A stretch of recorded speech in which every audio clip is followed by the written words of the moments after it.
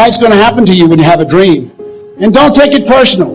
Don't ask, why did this have to happen to me? Why not you? Who would you suggest? And don't tell everybody. 80% don't care and 20% glad it's you. And move on. Get over it. Here's the other thing is you look at your goals and look at your dreams. When you're going through some stuff, when things go wrong, don't go with them. When things go wrong, don't go with them. When you're working on a business deal, and the people that you thought would be there and support you, they don't come through, or someone turns against you, or you get ripped off. Happened to me. Someone stole all my products, my database, over 180,000 names and addresses. It's going to happen to everybody. It does.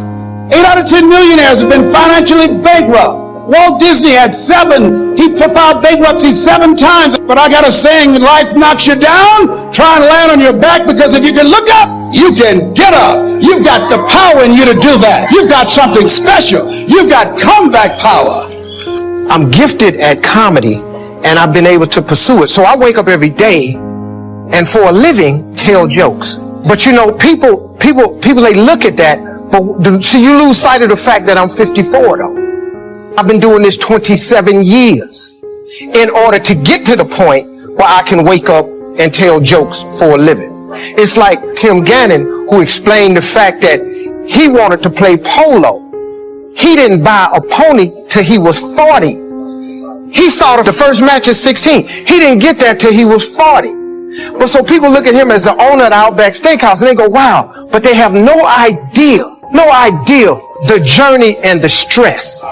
You have to put on this approval. Talking about in your thoughts all through the day, God is pleased with me. He's at work in my life. I'm not perfect, but I'm forgiven. I have these weaknesses, but I'm on the potter's wheel. He's making me. He's molding me. I'm coming up higher. Thoughts will say, you can't feel good about yourself. You still struggle in that area. Just answer back, yes, that's true, but this approval is not based on how good I am. It's based on how good God is. He approved me before I showed up. He accepted me in spite of my shortcomings. So I'm going to start putting on this approval. Remember when Jesus was baptized in the Jordan River by John the Baptist, a voice boomed out of the heavens saying, this is my beloved Son, in whom I am well pleased. What's interesting, up to that point, Jesus hadn't performed one miracle. Hadn't opened any blind eyes, hadn't turned water into wine, hadn't raised Lazarus from the dead. Yet his Father said, I am well pleased with him. It's the same principle.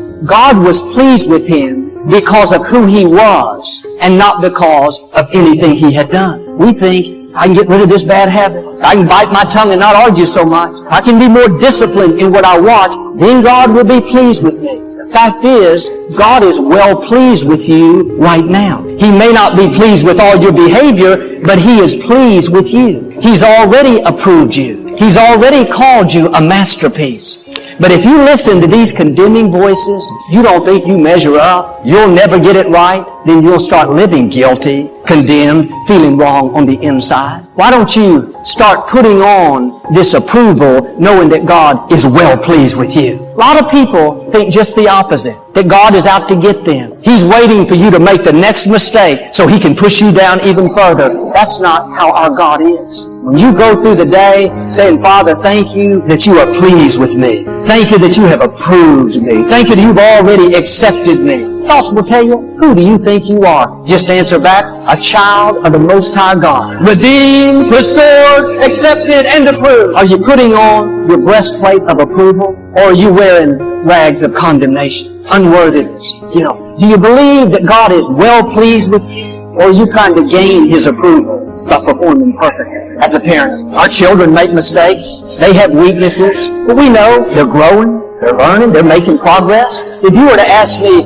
if I was pleased with my children, first thing I would do is not make a list of all their mistakes. I wouldn't tell you everything they've done wrong the last 3 months. I wouldn't have to think twice. I would say, yes, I am very pleased. They're great children. I would make a list of everything I like about them. They're loving, kind, talented, fun, attractive. That's the way God thinks of you. He's not focusing on your faults, looking at everything that you've done wrong, making a list of your shortcomings. He's focusing on what you're doing right. He's looking at how you're growing, how you're making progress, how you're not where you used to be. But Joel, what about this weakness? I've had it for many years. You're not a surprise to God. He's not thinking, oh boy, they're wearing me out. I'm done with them. He's saying, that's my beloved son. That's my beloved daughter in whom I am well pleased. Why don't you shake off the guilt? Why don't you quit feeling wrong on the inside? The right attitude is, I'm going to accept myself while God is in the process of changing me. I'm going to be happy with who I am, even though I still have some areas I need to improve in. The enemy does not want you to feel good about who you are. Nothing he would love any more than for you to go through life feeling wrong on the inside. Don't fall into that trap. Take off the rags of unworthiness and start putting on your breastplate of God's approval. The most important relationship you have is your relationship with yourself. If you don't get along with you, you won't be able to get along with anybody else. It will affect every relationship, including your relationship with God. You're living guilty, condemned, feeling unworthy. You won't go to God with boldness. You won't ask Him for your dreams. You won't ask Him for the supersized life that belongs to you. And this is the reason that many people can't get along. They don't like themselves. They're insecure, they're bitter, they're defensive. It spills over into every other relationship. Jesus said it this way, love your neighbor as you love yourself. You can't love your neighbor if you don't first love yourself. You can't give away something that you don't have. You don't have a healthy respect for yourself. If you're not putting on disapproval each day, knowing that you're a masterpiece, knowing that you're made in the image of God, then you'll start focusing on your faults, your shortcomings. You'll end up insecure, inferior. That will cause you to struggle in relationships. The scripture says, our faith is made effective when we acknowledge everything good. If you're acknowledging everything you don't like about you, your flaws, your shortcomings, your failures, your faith is not going to be effective. That's going to cause you to get stuck. You have enough to overcome in life as it is. Don't go around against yourself. Quit taking inventory of everything you don't like. Sometimes we spend more time looking at what's wrong with us than we do what's right with us. It should be just the opposite. Start acknowledging the good. Let me help you. You came to church today. That was good. You turned on the program. That was good. You were patient in traffic last week. That was good. You were kind to that stranger. You overlooked an insult. That was good. There's a lot right about you. Even physically, we tend to focus on what we don't like. I'm so old. I'm so wrinkled. I wish I was taller. Where did my hair go? Listen, turn it around. Instead of being critical, I am fearfully and wonderfully made. I am one of a kind. I am a masterpiece. Something powerful happens when you say, I like who I am. Not perfect, have some shortcomings, but I'm growing, I'm changing, and God, since you approve me, I'm going to approve myself. When you do this, in the unseen realm, chains are broken. Chains of guilt, chains of low self-esteem, chains of inferiority. When you are for yourself, you are in agreement with God. And some people have never once said, I like myself. I like my gifts. I like my personality. I like my looks. I'm happy with who God made me to be. Well, Joel, I'm not going to say I like myself. That's weird. But if you don't like yourself in a healthy way, other people are not going to like you. You project what you believe on the inside. If you feel wrong about yourself, you project inferiority, unfriendliness, discontentment. I'm asking you to feel good about who you are. You may not be where you want to be, but you're on the way.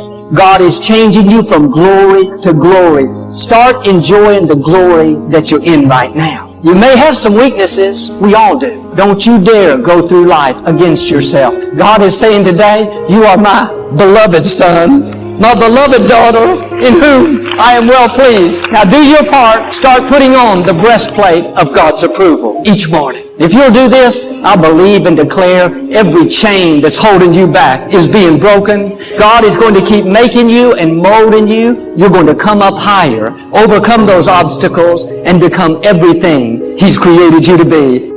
About 2 years ago, we were having a conversation, and he said, you teach secret to life is peak state versus lousy state, or being energy rich versus energy poor, that a relationship, you can love somebody, but if the energy's low, it's not going to show up. The energy's high. Well, he said, what if you swap those words and you swap peak state for beautiful state?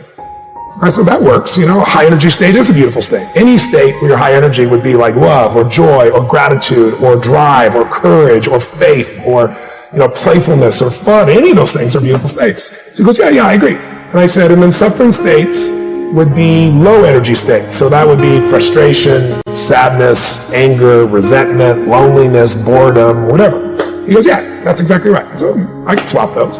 He goes, if you swap them, there's something cool that you might see or do. I said, what's that, Christian? And he said, I've made a decision that I'm going to live my life where I'm going to live in a beautiful state every day, no matter what, even if it rains on my parade, even if people do things that are unjust. And he said, the reason is because in a beautiful state, just like you teach a peak state, everything flows. And I said, well, that's pretty much what I've been teaching. He goes, yes, but if you think of the lousy states as suffering states, he said, then you can end suffering just by ending the state.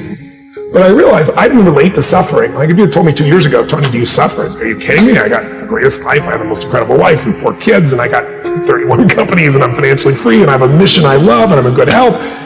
And that would all be honest. I wouldn't have been dishonest about it. But what really helped me out of that conversation, I left there and I went, well, where do I suffer? And I realized frustration is suffering. I get frustrated. I get concerned. I get pissed off. I get, worried sometimes. I get these feelings. And so what I decided to do was, just really create a 90-second rule for myself where I would end suffering as it arises. Because anybody tells you you're going to end suffering, it's full of crap. The reason is your brain is a 2 million-year-old brain. It's not designed to make you happy. It's designed to make you survive. But there's no saber-toothed tiger for you to react to anymore. So now we worry about what are people thinking of us? Do I have enough money? Over the last 2 years, what I've done is play this little 90-second rule. And if I feel tension in me, I go, okay, that's suffering. Where does it come from? What am I stressed about? What am I concerned about? And what I immediately do is I realize the stressful thoughts. Since I've seen Christian G, I kind of traded one thing. What I really do now is I dig in and I notice that the only time you have stress or suffer is when you believe a stressful thought. Because what are the chances of everybody doing exactly what you think they should do the right way every day? 0. What are the chances of the people you love doing what you want them to do the way you want to do them every day? 0. What are the chances of you doing the right thing every day, even if you're talented and disciplined? 0. So your happiness will never last as long as it's got expectation behind it. What I did was I began to realize I made the decision, it's the most important decision I believe of your life, that I'm not going to suffer anymore. Life's too short to suffer, and I'm going to live in a beautiful state every day. And the way I do it is I catch myself when I start to get that sense of stress. I let it go, and I see the idea go by. So your thoughts about this person messing up your business or not following through. If I was in a room with 10,000 people, I guarantee you 60, 70% of the business owners have the same thoughts at times, right? I ask people all the time, tell me your most stressful thought. Oh, I'm worried about my children, this may happen. How many people have that thought? Everybody. I might not make it financially, blah, blah, blah. How many have that? Everybody. My point is, it's not your thought. It's the mind, not your mind. When you think it's your mind, you identify with it, and you can't separate from yourself. Right. But when you realize, these thoughts have been around for millions of years, and I'm just thinking the same thought that so many people thought before. Like, how many people have ever thought, I'm going to kill this son of a bitch? Now, you didn't do it, because you didn't believe you're really going to kill them. But you felt it, you said it, you were there, right? So we all have thoughts. It's only the stressful thoughts we believe that mess us up. So what I try to show people is, if you can start to realize, these thoughts have been around for millions of years. If I told you 100 years ago that we're going to go to the moon and back, you called me a lunatic or crazy.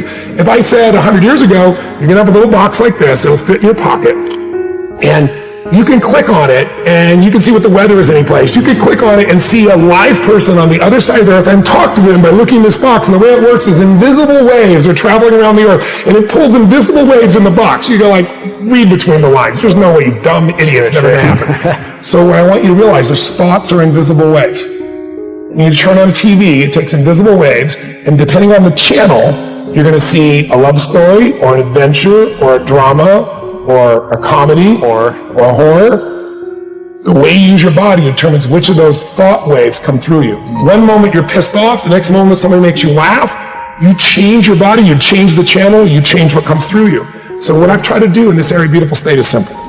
First, identify where you're suffering. What's your favorite flavor? Are you a worrier? Are you a pissed off person? Stressed, angry. What is it you do? Yeah. Second of all, decide you're going to kill that monster while it's little. You're not going to wait till it's Godzilla taking the city. You're going to break the pattern. You start to feel the stress. You see it as thoughts going by. and then you focus on something you appreciate, enjoy, or love.